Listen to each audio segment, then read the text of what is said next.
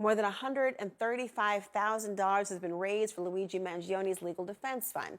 It's a crowdfunding effort started by a group called the December 4th Legal Committee. Their total fundraising goal as of now, $500,000, and they just might get there. The organizers, alluding to the date UnitedHealthcare CEO Brian Thompson was gunned down on the streets of Manhattan. But they say it's not about the violence from that day. They write, this is a preemptive legal fundraiser for the suspect allegedly involved in the shooting of UnitedHealthcare CEO. We are not here to celebrate violence, but we do believe in the constitutional right of fair legal representation, unquote. But as for the people donating, well, some of them are full on celebrating Mangione's actions, and the donations are coming in at all sorts of amounts, from the highest at $1,300, some as low as $5. One person writes under their $10 donation, I'm quoting here, "The shot heard around the nation. We cannot let it be in vain. You made the first stand. Thank you." Another person donated $500 writing this, "I hope this entire event leads to a rethinking of the wealthy people running this country. Health insurance has been a scam for far too long, and it needs to change. Stop talking about it and do something."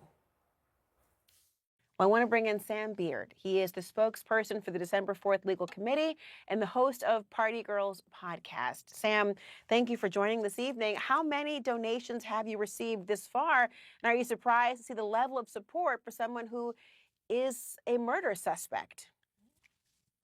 Laura, thank you for having me on and for covering this important topic. So far we have received over 4,700 individual donations, averaging about, it seems, $15 or so at the median there. And to be honest, I'm really not that surprised that all of this widespread support has sort of risen up in this moment for this young man alleged to have taken action in this way. I think Americans are fed up with the way that the health insurance system operates. When you think about you said taking action in this way, he is accused of having committed murder.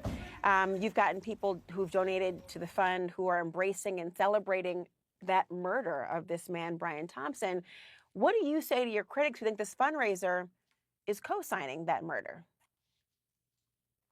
Well, at the end of the day, every American has a right to a fair trial. And I think for every person who might be exhibiting some sense of joy, there are 10 people sort of asking the question, well, who's the real murderer in this conversation?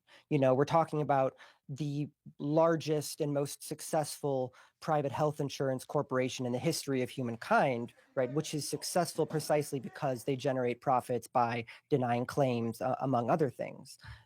Just to quote one donor here directly, quote, "We do not condone murder. And for that reason, we cannot condone the actions of UnitedHealthcare. Luigi was standing up to a systematized murder of millions of Americans at the hands of a broken healthcare system." When you hear that, of course, first of all, I'm a former prosecutor. Everyone deserves a proper legal defense. And frankly, he is presumed innocent at this point in time. They have a burden of proof that they have to carry out. But when there seems to be the equivalence drawn between gunning somebody down in the streets, and again, he is presumed innocent, but somebody gunning him down in the streets, and then the idea of a health insurance company behaving in the way that has led to, you believe, the deaths of people as well, are you concerned that that sort of equivalence is going to instigate further harm? Yeah, that's a good question. As a moral matter, it's horrible when anybody has their life cut short by another person, especially when it could have been prevented, right? But that same logic has to apply both ways. A CEO had his life short, a world-renowned CEO for being very effective in his field, mind you, but he was effective because he profited from denying people's claims, which cut their lives short. So we can't just apply a simple moral rule without acknowledging that we're in an immoral system that degrades the value of some lives while elevating the value of others. And I think what's sort of plain as day at this point is challenging that is, above all, a political act. And when we treat it only as a moral act, I think we're plugging our ears to its political meaning. I certainly hear the political consequences and conversations that are going on. This will be dealt with in the criminal court system. So the idea of how it will be addressed will be quite distinct from that overall conversation. I'm learning, though, that one of Mangione's lawyers told my network that he would not accept the money. So what will your group do with it? So I'm wondering if that's the conversation that happened about a week ago. I'm not sure. Hmm. Has there been a recent development that you think he will take the money? No, but there's been a recent development in terms of sort of an expanded legal team. So I would imagine there's different decision makers in that process. And we have yet to establish two-way communication with their newest legal team. We have contacted them via telephone, email, and good old-fashioned snail mail. Well, we'll see what happens. Thank you so much for joining us, Sam Beard. Thank you. Well, Mangione is expected to be in court next week. We're not exactly sure how his lawyers plan on defending him specifically, but we are getting some clues. I want to bring in Charles Patrick Ewing. He is a board-certified forensic psychologist and a distinguished service professor and professor of law emeritus at SUNY Buffalo. Also here with me, Joey Jackson, senior legal analyst and defense attorney. Glad to have both of you here. Joey, let me begin with you. Can you first quickly explain to us why Mangione has a second-degree murder charge as opposed to a first-degree charge in New York?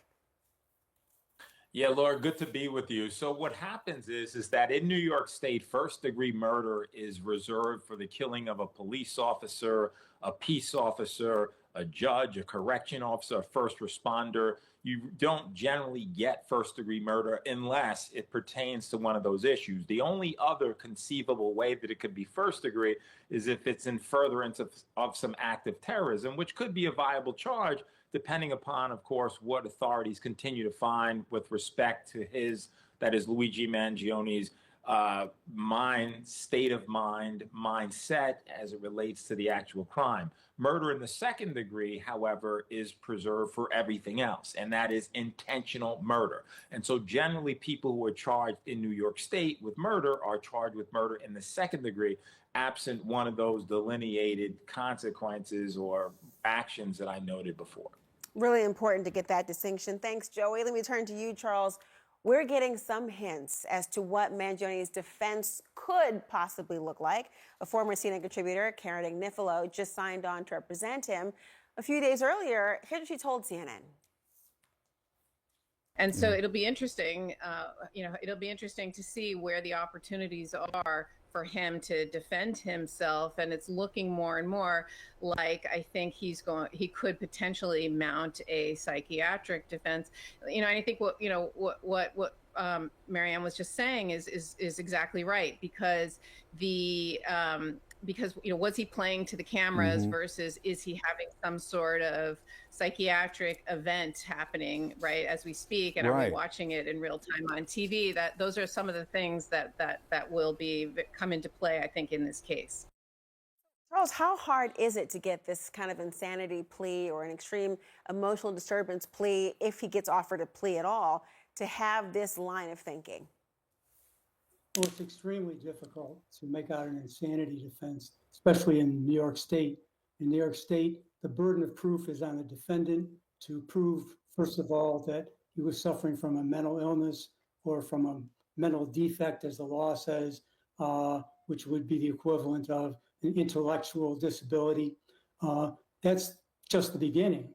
Once you have that, then you have to establish to the jury's satisfaction that you either did not know the nature and consequences of your acts, or you did not know that your acts were wrong. That's a tough sell.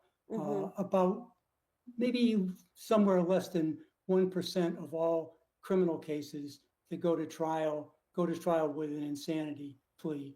And among those cases, I want to hear that point. But go ahead, Charles. Excuse me.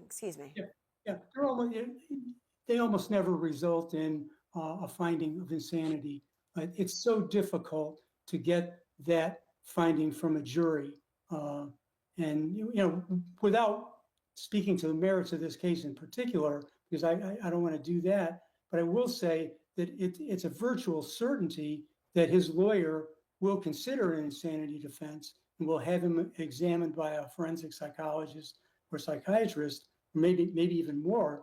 But given what we know from what is currently in the public domain, it will be an extremely difficult case to get a judgment of insanity.